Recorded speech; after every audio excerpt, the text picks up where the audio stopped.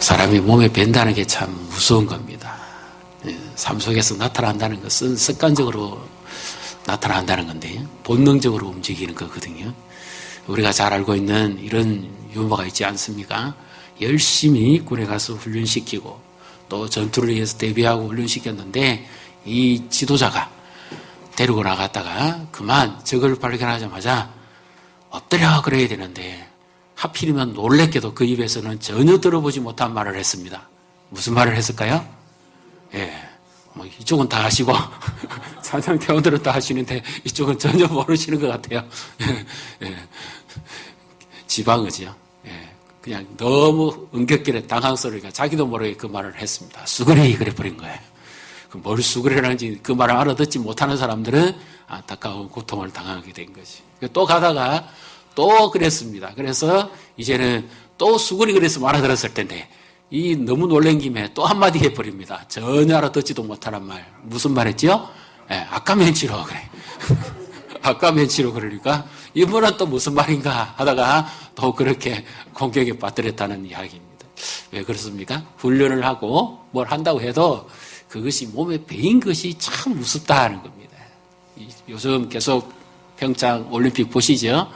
그때에 이 지도자들이나 코치진들이 이 선수들을 응원하면서 계속 하는 말이 나옵니다. 무슨 말입니까?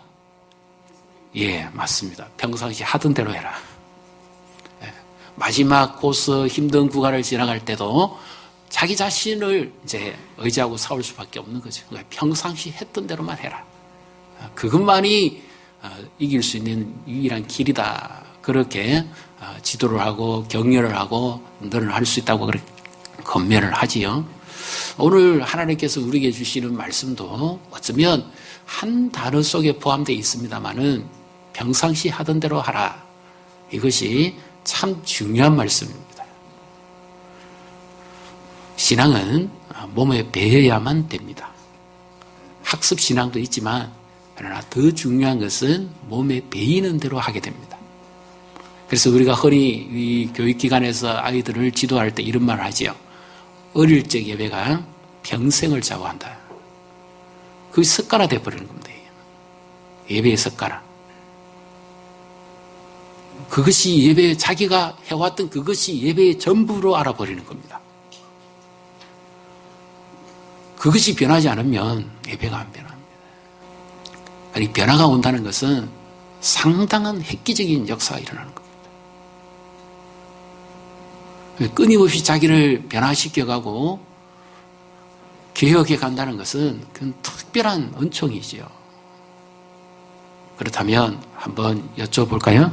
양옆으로 보시고 한번 여쭤보시겠습니까? 혹시 신앙이 변하고 있습니까? 예배 생활이 변하고 있습니까?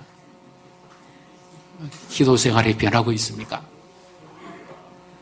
앉는 자리도 똑같으실걸요? 이 자리는 내 자리. 만세의 부동석이다. 우리는 내 것이라는 것을 굉장히 강조합니다. 은연중에 신앙생활 속에서도 이거 나옵니다. 이거 하나 안 변합니다. 근데 변한다는 게 얼마나 큰 은혜요 축복입니까? 말 한마디 잘 안 바뀔걸요? 근데 그게 변한다는 것이 얼마나 놀라운 겁니까? 하나님 앞에 예배에 나와서 하나님을 예배하고 섬긴다는 거, 이거 얼마나 큰 놀라운 축복입니까? 오늘 주보를 보시면 아시겠지만 하나님 앞에서 경건이라고 하는 이런 내용이 나옵니다. 하나님 앞에서라고 하는 표현은 저희 고려신학대학원에 가면 그 앞에 입구에 교정에 환하게 적혀 있습니다. 코람데오라고. 하나님 앞에서. 우리는 하나님 앞에서 사는 사람들입니다. 그래서 나는 누구인가? 나는 어떤 삶을 살고 있는가? 나는 어떤 존재인가? 이것을 늘 하나님 앞에서 점검해 가는 사람이죠. 우리의 신앙도 마찬가지입니다. 나의 신앙은 하나님 앞에서 어떻게 열매를 맺고 있는가 하는 것입니다. 하나님은 모든 것을 다 아시기에 그래서 여기서 중요한 말씀을 오늘 우리에게 하십니다. 과연 우리는 하나님 앞에서, 제가 이 표현을 디모데전서 6장 10절 11절에 보면 이와 같은 말씀이 나옵니다. 너 하나님의 사람아. 구약 성경에서 최고의 축복의 대상이라면 이 하나님의 사람이라고 불리는 사람입니다. 아브라함이 그랬고 모세가 그랬지요. 다윗이 그랬습니다. 하나님의 사람. 그래서 하나님의 사람, 우리는 그리스도의 사람이고 예수님의 사람이고 하나님의 사람인 줄로 믿습니다. 그래서 오늘도 이 예배 가운데 우리를 만나러 오시는 그 주님을 우리가 만나서 우리가 하나님의 사람으로서 우리가 더 아름답게 주님을 예배하고 섬겨가는 저 우리 성도님과 교회가 되시기를 주님의 이름으로 축복합니다. 오늘 본문에 잘 보시면 먼저 어떻게 보면 동질성도 있고 좀 독특한 부분도 있습니다. 그런데 경건을 이야기하시면서 유독 한 부분을 이렇게 지금 말씀하고 있습니다. 자, 26절을 먼저 우리 같이 읽습니다. 누구든지 스스로 경건하다 생각하며 자기 해를 제가 물리지 아니하고 자기 마음을 속이면 이 사람의 경건은 헛것이라. 아멘. 스스로 경건하다. 영어식 표현으로는 어떤 것이 더 종교적인가 이런 사본도 있고요. 번역본도 있습니다. 그러나 더 중요한 것은 어떤 것이 더 하나님 앞에서 신앙인가 이렇게 말씀드리면 되겠습니다. 그래서 경건이라는 것은 성경이 여러 모양으로 나옵니다만은 가장 핵심적으로 말씀을 드리면 하나님 앞에서 우리가 예수 그리스도를 닮아가야 될 성품입니다. 이 관계적 삶 속에서 나타나는 거죠. 그 예수님을 알아가고 배워간다는 것은 예수님을 닮아간다는 말씀입니다. 그런데 이렇지 못했던 가장 구약 성경에 그 대표적인 사람들이 나오죠. 예수님이 누가복음 10장에서 선한 사마리아인에 관한 말씀을 하시면서 어떤 사람이 예루살렘에서 여리고로 내려가다가 강도를 만나서 그만 죽게 되었는데 그때 제사장이 지나갑니다. 제사장은 하나님 앞에 이 제사를 집례하는 사람이잖아요. 선택받은 사람입니다. 그런데 그가 그 죽어가는 사람을 보고 급히 피해서 도망가 버립니다. 그는 왜 도망을 갑니까? 그 강도 맞은 자는 피를 흘려서 그만 죽어가고 있었습니다. 하나님 앞에 제사를 지내야 되는데 피는 하나님께만 구별해 드려야 되지 부정한 것을 대할 수가 없습니다. 제사장은 제사를 집례하기 위해서. 그래서 그 부정한 피를 보고 도망가 버리고 마는 거죠. 그리고 또 레인이 옵니다. 레인도 역시 마찬가지죠. 제사장을 도와서 제사일에 수중 들고 봉사하는 사람인데 그도 이 사람이 죽어가는 모습을 보고 고통소리도 듣고 괴로움도 받지만 처음보다 더 비명을 지르고 죽어가는 것을 봤음에도 불구하고 그도 도망가 버립니다. 그도 역시 부정한 것을 가까이 할 수가 없기 때문이죠. 도망갑니다. 그런데 이제 아주 시간이 지난 후에 한 사마리아인이 옵니다. 나귀를 가지고 와서 그를 안고 또 포도주로 닦고 기름을 바르고 물을 먹이고 그래서 여간에 데리고 가서 밤새껏 돌보고 그리고 주인에게 자기의 그 치료비를 얼마를 주고 그리고 다시 돌아와서 더 주겠다고 그렇게까지 합니다. 바로 예수님이 하신 말씀은 누가 진정한 이웃이냐 자비를 베푼 사람입니다 하는 그 말씀입니다만은 여기서 보여주는 것이 있습니다. 경건은 종교의식으로만 나타나지 않는다는 겁니다. 종교의식으로 나타나는 경건 같으면 제사장과 레인이 최고의 경건을 생활을 하는 사람이죠. 그런데 그보다 더 중요한 것이 있었습니다. 삶 속에서 나타나야 되는데 죽어가는 생명 살리보다 더 중요한 경건은 없는 거죠. 그래서 예수님 자신이 그와 같이 하실 것에 관해서 지금 말씀하시기도 한 것입니다. 자기 자신이 생명을 버려서라도 그릇된 길을 가고 있는 사람들을 건져내시고 바르게 돌이키시겠다 하시는 자신의 그 삶을 예수님이 보여주시기도 한 말씀이죠. 바로 사마리아인의 모습 속에서 예수님의 성품과 예수님의 모습이 나오잖아요. 강도 맞아 죽어가는 사람에게 제일 급한 것이 뭡니까? 그를 살려내는 겁니다. 영적인 강도 맞고 도적 맞아서 사망에 빠져 허우적거리는 사람들을 건져내는 것이 무엇이 필요합니까? 종교 의식 속에 나타나는 경건이 아니라 실제로 생명을 가지고 움직이는 경건이 필요하다는 거죠. 그것이 더 중요한 것이다 하는 것을 지금 예수님이 말씀을 하시고 자신의 십자가를 지심으로 비로소 이와 같이 길을 잃고 방황하는 영혼들을 하나님 앞으로 인도할 것을 관해서 지금 말씀하고 계신 거였습니다. 자, 그렇다면 이제 우리는 여기서 좀 더 구체적으로 이제 말씀을 보게 되어집니다. 경건하다 그랬을 때 먼저 자기 스스로 경건하다고 그랬죠. 하나님 앞에서의 경건이 아닙니다. 자기 스스로 경건하다 생각하고 자기 혀를 제갈 물리지 아니하는 사람은 자기 마음을 속이는 사람이고 이 사람의 경건은 헛것이다 그렇게 말씀하고 있습니다. 자기 혀를 제갈 물리지 않는다. 이거는 말이나 낙이나 짐승을 움직이기 위해서 꽃비를 잡아 당기고 이 고통을 주어서 억제하는 것을 말하는 거죠. 그러면 여기서 가장 약한 부분이 나옵니다. 우리 신체의 가장 약한 부분이라고 할 수 있고 신체 기능 중에 가장 약한 부분이 나옵니다. 바로 말을 하는 혀입니다. 그래서 하나님 앞에서 진정 경건한 사람은 자기의 가장 약한 것을 하나님께 맡김으로 그 혀를 제갈 물려서 갖추고 움직인 것처럼 그렇게 사는 사람이다 하는 것에 관해 지금 말씀하는데요.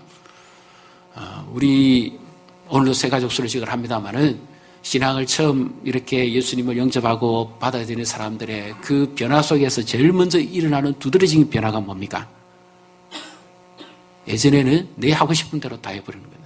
내 말대로 다 해버리는 거예요. 그런데 예수님을 만나고 내가 구원받은 것 생각하고 그 은혜를 생각하니까 이제는 이 말에 이 어느 생활에 상당히 조심이 오는 겁니다. 전날에 아무것도 모르고 함부로 해왔던 모든 것이 죄라는 것을 깨달으니까 이제 하나님 앞에 조심스러워지는 거죠. 두려워지기 시작하는 겁니다. 그리고 이 혀를 하나님께 맡기는 거죠. 함부로 사용하지 않겠다. 그리고 어느 생활에 그 변화와 순환이 옵니다. 온유하고 부드러운 말, 덕스러운 말을 하기를 원하는 거죠. 그리고 주변 사람들에게도 1차적으로 저 사람 변했다. 가장 무엇이 그 사람을 변했다고 보여줄 수 있을까요? 그의 말을 들어보면 알 수 있습니다. 저 사람은 정말 변했구나. 예전에 우리와 똑같은데 정말 변한 사람이다. 사도행전 2장에 보면 오순절에 성령이 강림하셨을 때 그 무리들 가운데 성령이 한 기능을 주관하고 계시죠. 그 머리 위에 성령이 충만하게 임하시자마자 성령께서 하신 일은 모든 사람의 혀를 움직이기 시작합니다. 굳이 이런 어떤 은사를 말하는 것이 아니라 그 혀 놀림 그 자체를 성령이 주장하고 계셨다 하는 것입니다. 시방언지 외국언지 그걸 떠났어요. 그렇다면 우리의 혀는 성령에게 훈련되어지고 있습니까? 우리가 예수님 닮아가는 데 있어서 제일 먼저 우리의 연약함이 뭔가 하는 것을 우리가 깊이 깨닫고 자신을 돌아봐야만 비로소 내 약함 때문에 내가 약하니까 이대로 둘 수가 없으니까 하나님을 의지하게 되어지는 거죠. 그래서 기도를 하는 거 아닙니까? 하나님 제발 이 혀 절제 좀 하게 해주시고 정말 덕스러운 말 좀 하게 해주시고 유익한 말 하게 해주시고 사람 살리는 말, 생명의 말 그런 은혜를 주십시오. 말 잘못하고 손해본 적이 한두 분이 아니잖아요.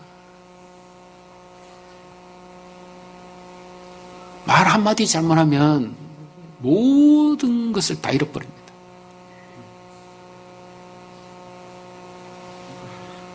반대로요, 모든 것이 없다 하더라도 이거 하나만 있으면 다 회복할 수 있습니다. 한번 따라해 보실래요? 신앙만 있으면 삶은 변합니다. 신앙만 있으면 모든 것을 다 잃어버렸다 하더라도 다 회복할 수 있습니다. 그래서 경건이 중요한 겁니다. 얼마나 중요합니까? 내 힘으로 안 되거든요. 내 뜻대로 안 되거든요. 하나님 의지할 수밖에 없죠. 그래서 하나님 앞에서의 경건, 하나님의 사람은 자기 힘으로 살지를 못합니다.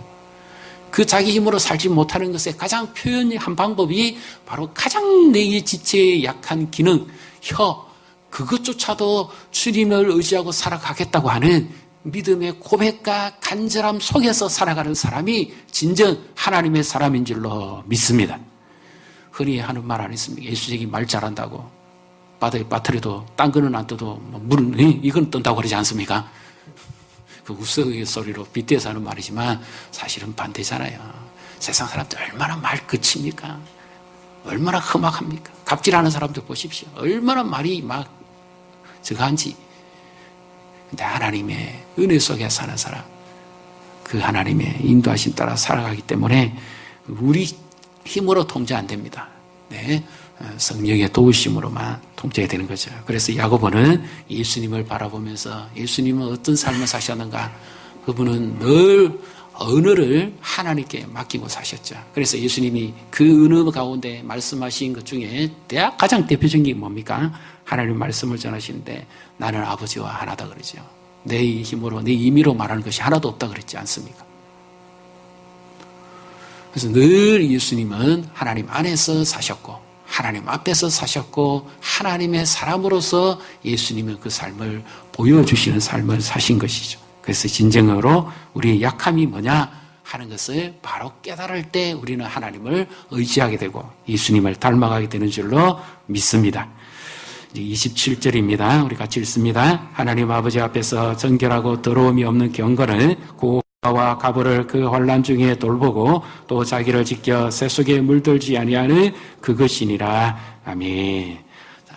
우리 혀도 하나님께 맡기고 그분의 인도하심을 따라 살아갈 때 가장 아름다운 열매를 맺고 풍성한 삶을 누리고 신앙이 변합니다. 그렇다면 이제 하나님 아버지 앞에서 하나님 보시기에 합당한 그 경건은 무엇이냐 하는 것을 말씀하면서 여기도 약자를 또 말씀하고 있죠.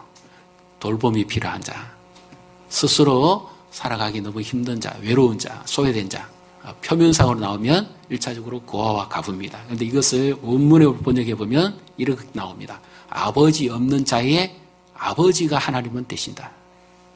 내용이 완전히 다르죠. 아버지 없는 자의 아버지가 되신다. 그리고 가부를 돌본다. 남편 없는 자의 남편이 되어주시는 하나님이다. 그래서 구약 성경에 여러 모양으로 하나님께서 이 부분을 강조하십니다. 진정으로 하나님을 사랑하고 하나님의 사람의 표지가 뭐냐? 하나님을 사랑하고 이웃을 사랑하는 것인데 그것을 아버지 없는 자의 아버지가 되시는 하나님을 바로 삶 속에서 보여주는 자, 고아를 돌보고 가부를 돌보는 바로 이와 같은 사람이 진정한 하나님의 사람이다. 이렇게 말씀하고 있죠.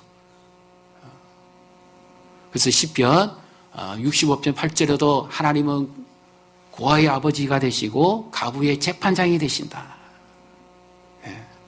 하나님은 그렇게 약한 자를 무시하지 않으시고 요즘 흔히 하는 말로 갑질하지 않으시고 하나님은 그들의 편에 서셔가지고 그들을 챙기시고 돌보시는 분이다 말씀합니다.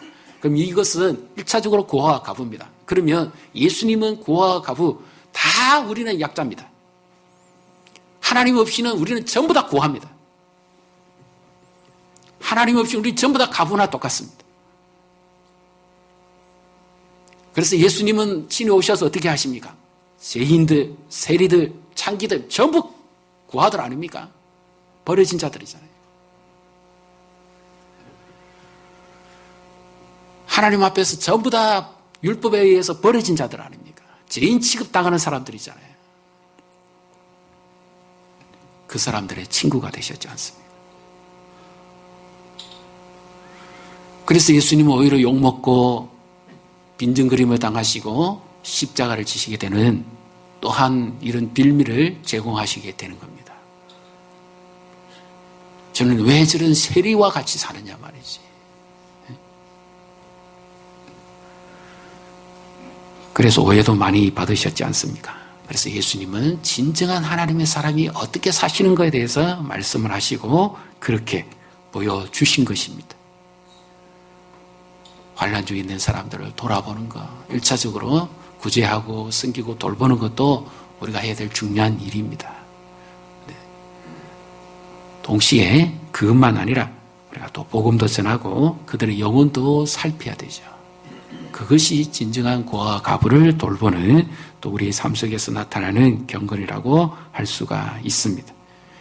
그다음에 여기서 이제 이 첫째는 자기 신체 기능 중에 가장 약한 부분을 하나님께 맡기고 사는 것. 두 번째는 내 이웃 가운데 가장 약한 자들, 돌봄이 필요한 자들, 이런 자들을 우리가 돌보고 섬기는 것. 그것이 삶 속에서 배워나오는 경건이고요. 그 다음에 이제 또 한 부분이 또 나옵니다. 마지막에는 무엇이죠? 자기를 지켜 새 속에 물들지 아니하는 것이다. 이 영어 어느 번역본을 보면 자기를 지켜서 염색되지 않는 것이다. 이렇게 표현하기도 했고요. 또 어느 한 부분을 보면 원문적 번역은 이렇습니다. 자기를 세상으로부터 멀리하는 것이다.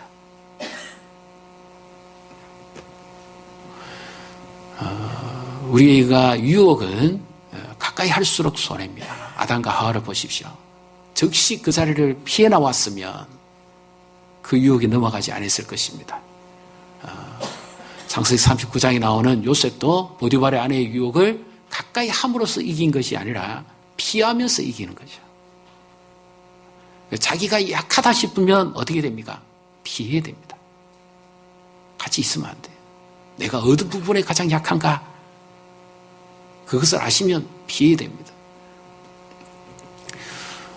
동물의 왕국이나 어떤 자연적인 이런 그 생태계를 보여주는 그 다큐멘터리 같은 걸 한번 보신 적이 계시죠? 거기는 보면 강한 짐승이 약한 짐승을 잡아먹습니다. 그런데 아주 특이한 한 장면을 가끔 보게 되는데요. 큰 이런 그 순록대가 있습니다. 막 뿔도 길고, 눈 속에 이 순록, 이런 아주 덩치도 큰 이런 순록대가 있는데 북극곰 한 마리가 주변을 어슬렁어슬렁 거립니다. 그런데 이 순록대들이 그것을 인지하고는 다 도망을 갑니다. 그런데 그 중에 한 마리가 다시 되돌아오는 거예요. 되돌아와서는 북극곰 주변을 서성거립니다. 무슨 의미인지는 모르겠어요. 그래서 이제 무슨 일이 벌어지는가 했더니 처음에는 자기 뿔로서 이 북극곰을 공격하고 이기는 것 같아요. 그런데 나중에 보니까 오히려 북극곰에게 잡아먹히고 마는 것이죠. 뭡니까? 돌아가지 말고 피했었어야 되죠. 자기의 약한 부분이 어느 부분이라는 걸 알았으면 빨리 다른 무리들 속에 합류되어서 도망갔었어야 살아날 수 있었습니다. 그런데 그 속에 계속 있으면서 머무르고 있으니까 끝내 잡아먹혀버리는 거죠. 우리는 죄에 있어서 그 속에 함께 해서는 이길 자가 아무도 없습니다. 우리 힘으로는 결코 죄를 못 이깁니다. 그래서 우리 혀의 가장 약한 이 부분도 하나님께 맡게 되고요. 내 주변에 있는 불쌍한 사람들, 그들도 하나님의 심정이 아니면 우리는 돌볼 수가 없습니다. 그리고 내 자신도 마찬가지입니다. 내 삶이 세상 속에 있어서 거기서 가까이 하면서 내가 내 자신을 싸워 이기겠다. 불가능합니다. 벗어나야 돼요. 그래서 진정으로 하나님의 사람들은 어떠한 저것을 가지고 살아가는가 하면,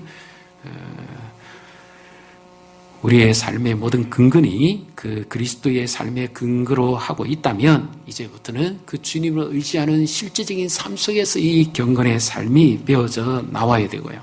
그렇게 함으로써 우리의 믿음도 자라가게 되어 있습니다.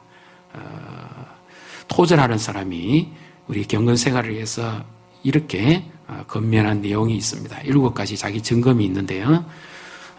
과연 내 자신은 어떠한 존재인가 하는 것을 점검할 수 있도록 하는 내용입니다. 첫째, 나는 무엇을 가장 원하는가? 둘째, 나는 무슨 생각을 가장 많이 하는가? 셋째, 나는 돈을 어떻게 사용하는가? 넷째, 나는 여가 시간에 무엇을 하는가? 다섯째, 내가 즐겨 만나는 사람들은 누구인가? 여섯째, 내가 존경하는 사람은 누구이고 감탄하는 것은 무엇인가? 마지막 일곱 번째, 나는 어떤 일에 웃음을 짓는가? 이것이 다 이것만 아니겠지만 그래도 이 일곱 가지 속에서 점검해 보면 과연 나는 어떤 사람인가, 나는 어떤 존재인가 하는 것을 우리가 부분적으로나마 알 수 있다 하는 것이죠. 그래서 영적인 사람은 행복해지는 것보다는 거룩해지는 것을 더 갈망합니다. 사람들은 다 행복해지기 위해서 경건생활을 하고 행복해지기 위해서 하나님을 찾고 행복해지기 위해서 하나님 앞에 나온다고도 일부분 할 수 있습니다.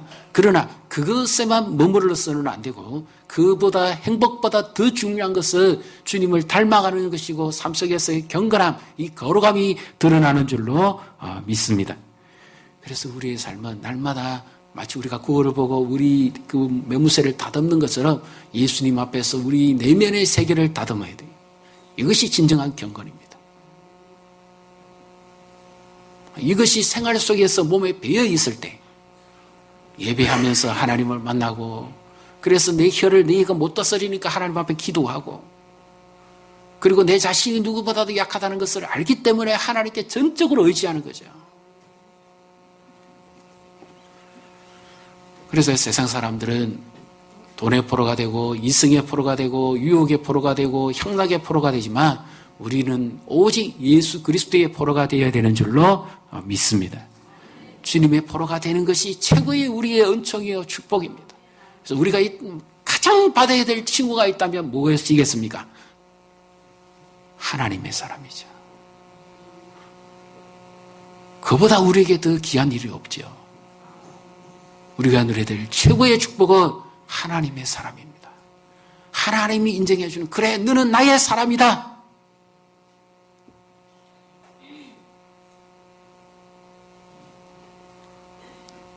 바로 이것이 우리의 유일한 소망이고 우리가 갈망해야 될 유일한 기도 제목이고 하나님으로부터 들어야 될 유일한 축복인 줄로 믿습니다.